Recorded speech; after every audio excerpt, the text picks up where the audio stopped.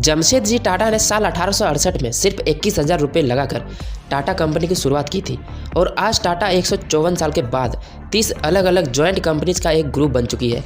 जिनका combined market cap 23.4 lakh crore रुपया है। आज टाटा का बिजनेस सिर्फ भारत या एशिया में ही नहीं बल्कि दुनिया भर के 100 से भी ज़्यादा अलग अलग देशों में फैला हुआ है और इसके एम्प्लॉयज़ की गिनती 9,35,000 से भी ज़्यादा है। मार्केट कैप के हिसाब से देखें तो टाटा ग्रुप की सबसे बड़ा कंपनी टाटा कंसल्टेंसी सर्विस यानी कि TCS है, जिसका करंट मार्केट कैप करीब 12 लाख करोड़ रुपया है। दरअसल साल 1968 में शुरू हुई ये कंपनी IT और कंसल्टिंग इंडस्ट्री को बिलोंग करती है, जिसका बिजनेस दुनिया भर में करीब 46 देशों में फैला हुआ है और साथ ही इसके एम्प्लॉयज़ की गिनती भी 6 लाख के करीब है। अब पिछले साल यानी कि फाइनेंशियल ईयर 2021-22 की अगर बात करें तो इसमें TCS की नेट इनकम करीब $5 बिलियन रही थी और इन्हीं सब चीज़ों के चलते आज SHR के बाद से इसे दुनिया का दूसरी सबसे बड़ी IT कंपनी माना जाता है। अब आप सभी के मन में ये सवाल आ रहा होगा कि TCS आखिर ऐसा क्या काम करती है कि इनकी गिनती दुनिया की सबसे बड़ी IT कंपनीज में की जाती है। अब वैसे तो TCS दुनिया के कई बड़े बड़े प्रोजेक्ट्स को मैनेज करती है,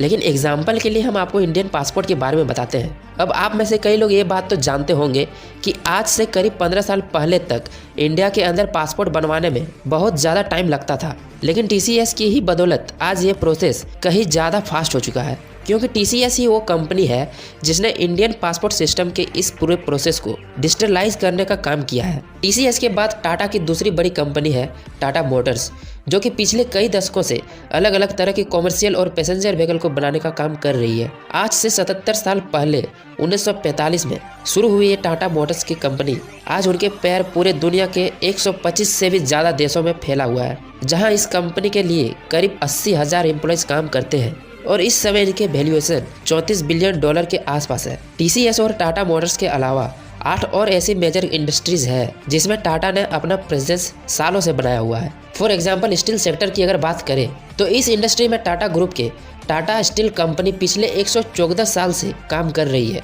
और आज इसका भी बिजनेस पूरे दुनिया में 25 से भी ज़्यादा देशों में फैला हुआ है। इसी तरह से कंज्यूमर और रिटेल इंडस्ट्री की अगर बात करें तो इस सेक्टर में भी टाटा किसी से कम नहीं है। यहाँ टाटा के 20 से भी ज़्यादा अलग अलग ब्रांड डिफरेंट प्रोडक्ट में डील करते हैं और टाटा के इन ब्रांड्स में टाटा टी, टाटा सॉल्ट, टाइटन, वोल्टास, क्रोमा और टाटा स्टारबक्स जैसे फेमस ब्रांड का नाम शामिल है। इसके अलावा इंडिया के टूरिज्म एंड ट्रेवल ऐसी सेक्टर है जहां पर टाटा के कंप्लीट मोनोपोली चलती है। अब आप में से काफ़ी सारे लोगों ने ताज, विवांता और जिंजर जैसे फेमस होटल का नाम तो सुना ही होगा, लेकिन हम आपको बता दें कि इन 3 होटल्स के अलावा और भी कई सारे लग्जरियस होटल चेन को टाटा ओन करता है। साथ ही एयर एशिया और एयर इंडिया जैसी बड़ी बड़ी फेमस एयरलाइंस का ओनरशिप भी टाटा कंपनी के पास ही है। टूरिज्म और ट्रेवल के बाद से टाटा के लिए उसका अगला मुख्य सेक्टर इंफ्रास्ट्रक्चर है, क्योंकि इस इंडस्ट्री में भी टाटा ने बहुत ज़्यादा इन्वेस्ट किया हुआ है। आपको जानकर हैरानी होगी कि Tata power, Tata project, Tata housing